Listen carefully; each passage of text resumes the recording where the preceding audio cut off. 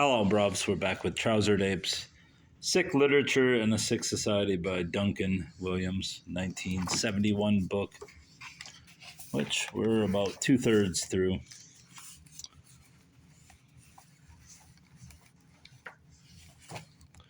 The majority of contemporary writers, artists, and critics resemble in many respects a mob. They are all moving in one direction, shouting hysterically and manifesting a tendency towards violence, destruction, and anarchy. What other than a mob is this? To oppose it is a lonely task. Some readers may feel that to attack a literary trend originating with Blake and accelerating almost unchecked until today is simply intellectual arrogance. But when one regards the spiritual agony and suicidal anarchy which permeate the modern sensitive mind, is it not possible that both society and literature, which shapes and is shaped by society, are on the wrong track? In the harsh world of reality, the world of excess leads not to the palace of wisdom, but to the psychiatric couch, or worse. Few of those who died in Buchenwald or Belsen would have appreciated Eliot's curious paradox that it is better to do evil than to do nothing. Morality always involves a sentiment of submission, a sense of service and obligation. In other words, it demands the recognition of an authoritative norm, be it secular or religious. The terms submission, service, and obligation are all antithetical to the contemporary concept of freedom. Freedom to write, paint, compose, act, demonstrate, riot as one pleases. We are in the process of experiencing the agonizing results of such freedom. Art, wrote Camus, lives only in the constraints it imposes on itself. It dies of all others. Conversely, if it does not constrain itself, it indulges in ravings and becomes a slave to mere shadows. The freest art and the most rebellious will, therefore, be the most classical. The alternative, he suggests, is that artists will become lost in nihilism and sterility. They are. Precisely the same thing is true of society and of individuals. The greatest contentment may be derived from service to an idea. Not unexpectedly, the Raskolnikovian, with his cult of unpleasure, rejects such contentment and the idea which is its source. His hatred of submission, service, obligation, and any form of morality are, in effect, the product of his destructive nature. The freedom for which he clamors is merely the freedom to unleash his iconoclastic urges on society and upon himself. It may be objected that the commitment on the part of so many contemporary writers and artists to idealistic movements such as civil rights and pacifism invalidates these charges. Superficially, it might appear to do so, but a closer inspection of the manner in which many of them voice their opinions will confirm the inherent truth of my charges. Commentators have expressed surprise at the belligerency of pacifist groups and have been naively appalled at the violence which characterizes the activities of so many apparently idealistically motivated organizations. It is not on account of the ideas, however, that many who participate in such movements are drawn to them, but because the movements themselves provide an opportunity for a defiance of authority, an emotional outlet for the repudiation of service. True altruism is such a rare quality that when one finds a mass movement ostensibly advocating it, one should immediately be suspicious and search for its true appeal. The Raskolnikovian's attachment to abstract theorizing and his avowed love for all mankind are due in part to his inability to love any single human being other than himself. Moreover, an impersonal idea tends to accommodate excess and make it socially more acceptable than it would be in a personal relationship. Jimmy Porter may be an ideal abstract symbol, but he is scarcely an ideal husband. It is necessary to emphasize that a society can never be greater or better than the individuals who constitute it. Society is, in fact, little more than a collective term for a group of individual human beings. And also, I found out that demos and not demos is, which is the title of this chapter, is, I believe, is it a Greek or Latin word for a society, the hoi polloi. Society is, in fact, little more than a collective term for a group of individual human beings. If we really wish to improve it, we must begin with ourselves. We must, in Candide's words, cultivate our garden. As we have seen, this concept is a classical one with its emphasis upon an individual idea as opposed to a collective one. It involves self-control and restraint, both classical virtues, and so will never enjoy popular support.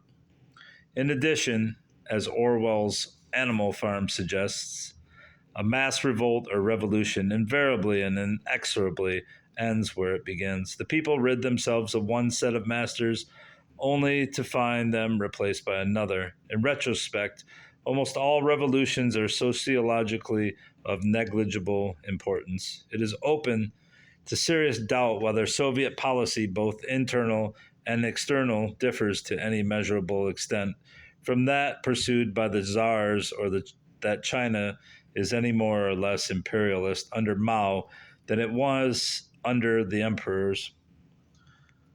The footnote: the former Yugoslav communist leader Milovan Diles, in an interview reported in the New York Times 22 November 1968, is quoted as saying that he saw little difference between Soviet policies today in Eastern Europe and the Eastern Mediterranean and the policies of 19th century Russian imperialism. And where the hell was this at? Okay. The moral of Orwell's book is that a political revolution serves but a minor purpose. It gives the populace a brief holiday, an occasion for an emotional blowout, after which it's back to work as usual. What is appalling about such turbulent upheavals is not how little they accomplish, but how little they accomplish in comparison to their cost in human suffering. And that footnote is: for a full and dispassionate examination of this problem by an historian, see Crane Brinton's The Anatomy of Revolution. The following from The Crisis of Our Age by the Harvard sociologist Peterim Sorokin, who substantiates his statement statistically, is also relevant. In the course of human history, several thousand revolutions have been launched with a view to establishing a paradise on earth, and they are still proceeding at full blast in spite of the fact that practically none of them has ever achieved its purpose. And we observe Homo sapiens still engrossed in this crazy quest. From this standpoint, the history of human progress is indeed a history of incurable human stupidity. While from a literary standpoint, Milton's sonnet, "I did but prompt the age to quit their clogs," expresses the aging poet's tragic realization that the basic infirmities of human nature have made his youthful utopian and revolutionary vision merely an impossible dream. License they mean when they cry liberty, for who loves that must first be wise and good. But from that mark how far they rove, we see, for all this waste of wealth and loss of blood. In the Rights of Man, prior to accusing Burke of pitying the plumage and forgetting the dying bird, Tom Paine spoke of those killed in France during the Revolution and went on to say that our astonishment at so few sacrifices will cease when we reflect that principles and not persons were the meditated objects of destruction. True, when Paine wrote this work in 1791, he was unable to foresee the excesses of 1793 and 1794, but in his preference for abstract principles to human life, even one human life, he is, in effect, giving voice to that most evil of creeds: the end justifies the means. In furtherance of this creed, and in the name of some abstract, unattained and indeed unattainable future, more than 5 million Russian kulaks were either put to death or deported. Nazism, another abstract mass ideology, claims some 7 million Jews and 7 million other Europeans killed or deported, quite apart from the war casualties. If religion was formerly the opium of the people, then it would seem that in the last century and a half, politics must be their heroin. That's a good one, Bubba.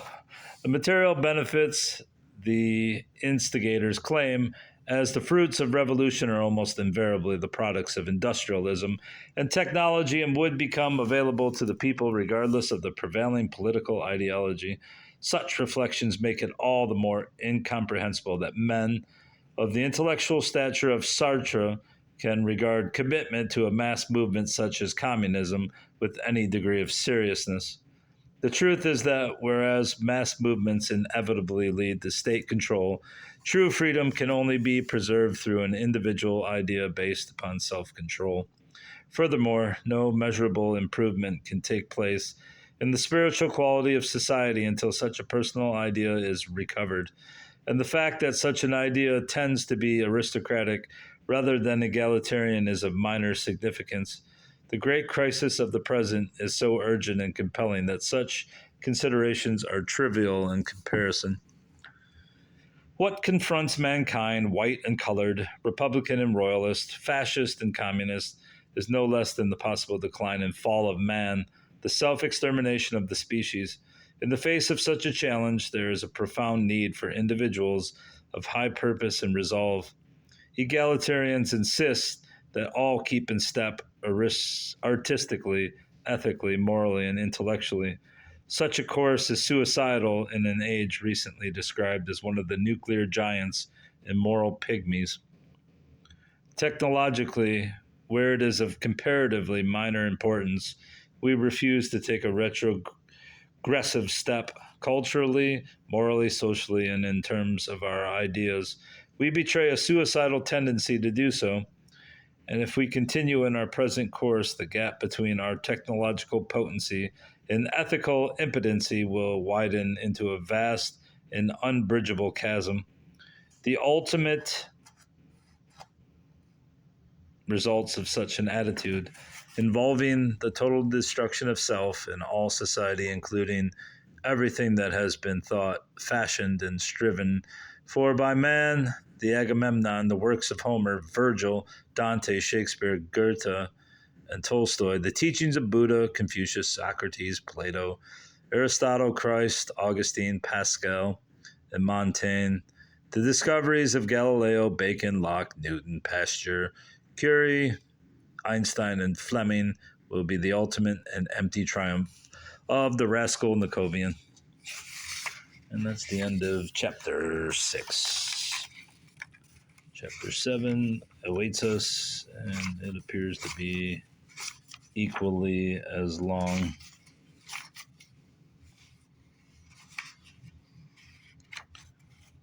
But that's no matter to us at present, for tomorrow we die. Goodbye, bruv. Good boy.